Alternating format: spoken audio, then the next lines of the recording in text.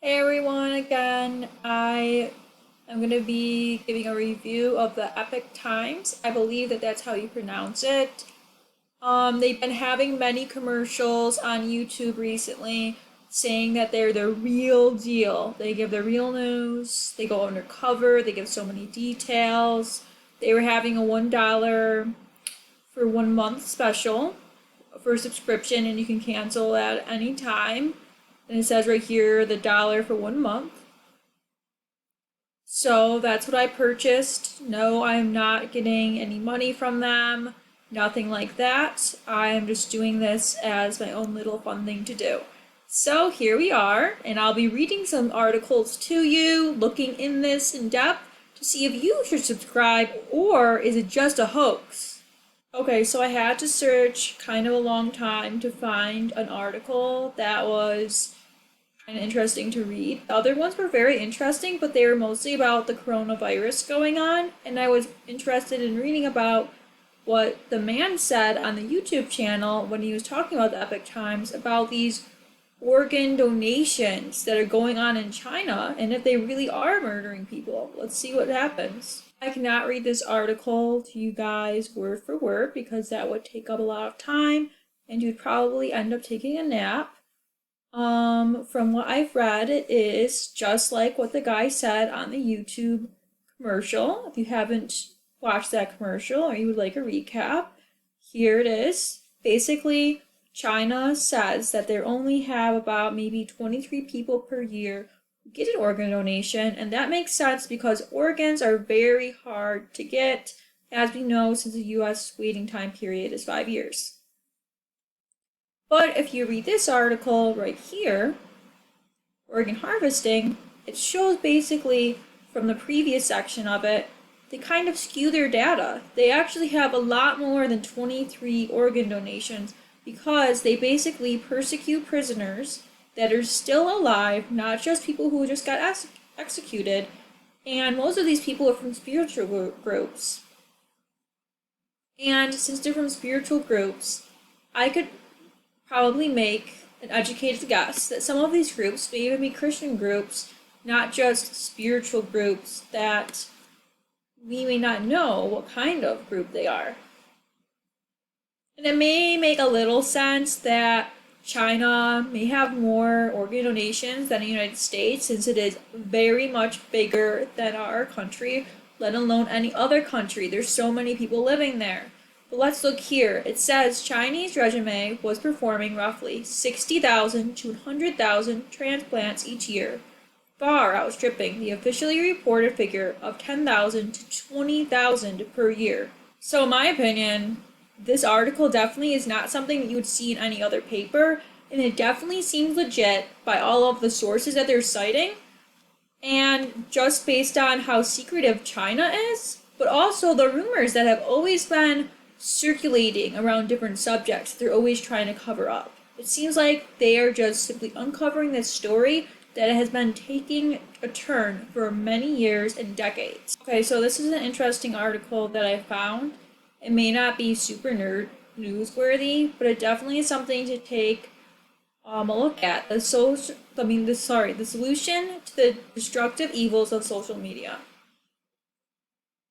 After I took a read of the first part of this article, it basically says a lot of key things that many of us know but don't want to admit to. That basically you feel more lonely when you're staring at a screen all the time, you're not really living your life, and comparing your life to others, whether you're someone super confident in your own life or not, just happens when you're on the computer. I believe this because I have been addicted to social media before. I used to go on Facebook all the time, but it literally started having such a dramatic impact on my mental health that it was just so unhealthy. People don't realize what social media can do. I told my friends that I was taking a break from social media, and they had no clue why. Not only social media can make you feel lonely, not really connected, it can also give you bad thoughts, bad images, nightmares. There's a correlation between teenagers and having nightmares. So if you think that you have a lot of strange, wacky dreams, try getting off your cell phone for a little while. I did, and it really helped. However, now during this quarantine, I am still on it, and it has not been good for my mental health, but I would probably go bonkers anyways, just, being alone in my apartment. Okay, after we're done talking about that, I'm gonna get back into China. Faced with population crisis, China proposes new measures to push families into having more children. Unlike the rumor that China is always trying to limit their population, maybe in some unsafe ways, and such, we'll go and see what this article has to say about it. So, first of all, we see some things just in this first paragraph here that many of us have probably learned in our history class in high school or just simply by going on the computer reading the newspaper for ourselves. So here we are. Basically, China is forcing millions of pregnant women to receive abortions or to pay heavy fines for having more than one child. Why? Because they want to limit the population, of course. So it's very interesting how they are going to push this. It says if you're under the age of 40, you have like a little fund that you can take out money if you would like to have a second child, and that fund will basically be covering the birth of your second child. But of course, if you don't have a second child, you just have to wait till retirement to use that. So just reading this, it's actually very interesting. It's similar to the situation that we have in the United States a bit, where there's a lot of these baby boomers that are in the United States, but because in China there's not necessarily baby boomers, there are people who are really old right now, and about like more than 17% of China's population is older. It had the one child policy for so long. They're not really able to support the elderly right now, so that's basically going to become a problem. Although China is letting people now have 2 children, basically they pick if you're allowed to have 2 children based on your living circumstances, whether or not you need some hard labor on the farm, or you live in a rural community, like what are you up to? They'll look at that kind of dynamic. But because of this, just the cost of raising a second child is so high, and even just one child is very high. Like a lot of couples still aren't having children, so that's not going to be good for when these older people get very old and they can't work anymore. How are they going to get the welfare they need to support themselves? Alright, everybody, I'm just going to be clicking on this article because it's a little different from the other ones that were, depressing, but still very accurate, and I felt informed when I was reading them. Plants emit ultrasonic screams when stressed. Study. Okay, let's see what's going on. Saying that when the researchers put these plants underwater and they feel very distressed, they let out like an ultrasonic sound that only other plants can hear. So it's kind of like they're communicating to other plants, and of course the researchers have equipment that they're able to tell that the sound is going on. I may not be a vegetarian or a vegan of any kind, but even if you are, now you know that plants can communicate just like animals too, which is interesting. But I'm not saying to stop eating them. I'm saying maybe we should also care for our plants just as much. Okay, I normally don't talk politics on my YouTube channel, and I do typically steer away from the topic, especially if I know someone is argumentative, and I am not giving my side to this. I'm just going to be reading this article that I found. How fake news is used to undermine Trump and divide America. So let's see what this has. I have not watched this video yet. Let's do that now.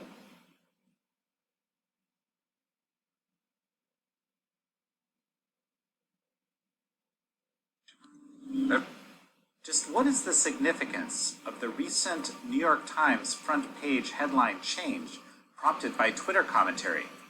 And what does this tell us about the environment and media today? In the view of Accuracy in Media's spokesperson, Carrie Sheffield, what are some of the core problems facing so-called mainstream media? And what are some of the double standards she sees among them? And what are some of the roots of the cultural divide we see in America today? This is American Thought Leaders, and I'm Jan Jekielek. Today we sit down with Carrie Sheffield, spokesperson for Accuracy in Media, a nonprofit media watchdog, and founder of the digital news network Bold TV. Okay, I'm just gonna skip part of this because it's very long, so let me just mainstream skip media it. bias. Press does not understand people like them. And then more broadly, Monmouth University found that 77% of Americans believe that the news media creates fake news, and 65% say fake news includes biased information. So that's where I think there's a big disconnect between the National Press Corps, because for a lot of them, they hear the words fake news and they think that that's factual, mischaracterizations or just actually factually wrong. Okay, let's get Reporting about those criticisms versus direct labeling, and that's what they've done. They've taken that step from reporter to advocate, and American people aren't buying it. There's this persistent hoax, basically from 2017. It's been called many different things. I like to call it the Fine People hoax. Basically, ostensibly, if you were to believe what a number of media have said ad nauseum, the president said that people of both sides, one of the sides being white supremacists, the other side being the protesters against white supremacists. Yeah. There are good people on both sides. I think even Joe Biden, I think I referenced this earlier, started his campaign with referencing that specific issue. He did, yeah, and it's we just did a blog post at Accuracy Media about a really excellent video from Prager University, just deconstructing very specifically exactly what the president said, what he did not say, and the misinformation around it. And basically there were, as the video explains, there were 4 major groups in Charlottesville at that time. There were 2 groups, pro and con, who either supported or wanted to tear down the statue of Robert E. Lee. And those were everyday American citizens. You can reasonably agree or disagree about the statue of Robert E. Lee. And so there were protesters who... They're just going to get more... I disavow the white supremacists completely, I believe. That's the exact line even. So it's stunning how blatant it could be. There's no inferring motive here. There's no inference. It's just he said it, right? But that piece is being omitted. How is that legitimate? Well, and you've seen this over and over throughout the Trump candidacy and the Trump presidency, is that there is one phrase or one small fact that the national media latches onto and completely ignores the context of everything else. And that's how they get away with it, is because they then take that one distorted fact and blow it out of the water and focus on that. And if you're not paying very close attention like you are, Jan, if you're not digging in and you're a journalist, this is how you make your living. If you're a suburban mom in Ohio and you're taking 5 kids to between school and camp, you're not going to have the bandwidth necessarily to sort through all of that. That's why groups like Epoch Times is so important to put these facts out there. Okay, so sorry about the beginning. Obviously, it's not their fault. We basically were just hearing, some things about different news stories, but didn't really feel gripping. By the end of the part that I was watching, obviously it was a lot longer. You basically get the big gist that, whether or not you support Trump, but just in general, a lot of media takes little pieces. Say it's a little bad thing about someone, just like how you could put someone blast on Facebook and bam, blows it up. Everybody now hates this person, whether or not they actually know the truth behind the story. Everybody usually knows this, but it's just good seeing it from a credible source,